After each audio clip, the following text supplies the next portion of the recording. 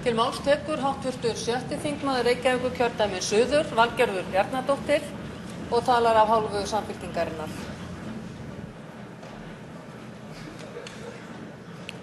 Gott kvöld. Það hriktir í stoðum þjóðfélagsins. Þúsundir mótmæltu við þingsetningu og enn fleiri eru fyrir utan núna. Og hér á Alþingi sunduþykkjan meiri en nokkru sinni fyrr. Við, íslenska þjóðin, erum enn í sárum eftir hrunið. Stjórnvöld hafa unnið hörðum höndum að því að gera það sem í þeirra valdi stendur til að koma efnahagslífinu aftur í horf, en það tekur tíma. Og til að segja hlutina eins og þeir eru, þá verður efnahagsleg tilveru okkar líklegast aldrei aftur eins og hún var þegar við héldum að hún væri best og mest. Ekki á mínu æviskeiði að minnsta kosti, en kannski þegar lengra líður frá. Þó svo verði ekki, erum við samt rík þjóð. Skuldavandi heimilanna bráðastur og enn hann óleystur. Hæstv. Forsætisráðherra sagði í ræðu sinni áðan að 5 ráðherrar hefðu verið settir til að fara yfir þau erfiðu mál. Á síðasta vetri og síðast í vor gerðum við hér ýmislegt sem ætlað var til að leysa úr þessum vanda.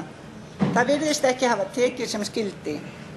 Og nú skiptir máli að ráðherrarnir 5 spyrji einfaldra spurninga og gefi svör við þeim á mannamáli. Ég nefni dæmi. Skila lögin þeim árangri sem til var ætlast? Tóku við rangar ákvarðanir?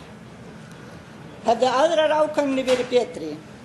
Kannski ekki hægt að gera meira í erfiðum kringumstæðum? Við verðum að fá botn í þetta mál. Ef fara þar aðrar leiðir en hingað til, þá verðum við að gera það.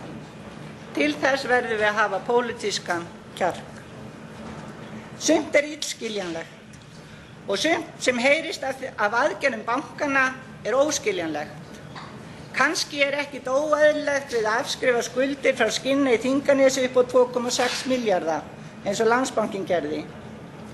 Hefur Skinney Þinganes þá verið gert upp sem fyrirtæki, gert gjaldþrota og allar eignir þess seldar? Landsbankinn í ríkiseigu. Þess vegna eigum við geta spurt þessara spurninga og fengið svör við þeim. Það nauðsynlegt að hlutir af þessu tagi séu útskýrðir, það alltaf nauðsynlegt.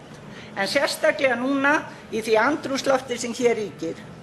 Vantraustið á stjórnmálamönnum og þeim sem að nálægt valdastofnunum koma algjört. Til að endurvinna það traust þarf alltaf verið upp á borðum. Það á ekki að fara í manngreinarálit. Sérlausnir eiga einungis að vera til fyrir þá eða þau sem verst eru stödd. Arðsemi bankastofnana vekur athygli. Arðsemi Arion var 17,7% á fyrri helmingi þessa árs og Íslandsbanka 17,1% og hagnaður Landsbankans var 19%. Einhvern veginn rímar þetta ekki alveg í huga mér við að ógerlegt sé að leysa úr skuldavanda fólks og fyrirtækja. Afkoma fyrirtækja almennt svona góð eða gildir þetta bara bankana? Afkoma bankana núna svipuð því sem hún var fyrir hrun. Og ég spyr, eru bankarnir í svo vernduðu umhverfi að samdrátturinn sem bitnar hvað harðast á almenningi komi bönkunum ekki við? Ríkið á Landsbankann. Auðvitað viljum við ekki pólitísk afskipti að rekstri þess bankan í annarra, en stjórnendur bankana verða að skilja veruleikann í kringum þá. Hagfræðikenningar segja að stjórnendur fyrirtækja eiga hámark ágóðann. En ágóðinn þá alltaf bara mældur í krónum og aurum? Það hagsæld bankana til langs tíma að liggja eins og ormar á gulli og halda fyrirtækjum og heimilum í spennitreyju?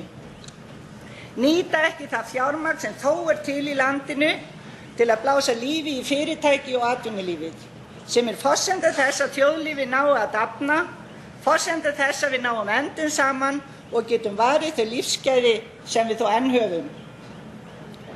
Auðvitað eiga pólitíkusar ekki að skipta sér að rekstrinum, en löggjafinn við setjum reglurnar. Og ég velti því fyrir mér hvort reglurnar bankana séu þannig að þeir geti makað krókinum of. Nú fer í hönd umræða fjárlagafrumvarpið, niðurskurðarfrumvarpið. Ég vil heita okkur öll hér inni að við tökum þá umræðu af alvöru og við til tilbreytingar þá hlustum við og við hvort og annað en tölum ekki hvort annað í hel eða þjóðina. Við höfum verkefni að vinna, það er erfitt verkefni en ef við leggjumst öll á árar þá er það mögulegt. Góðar stundir.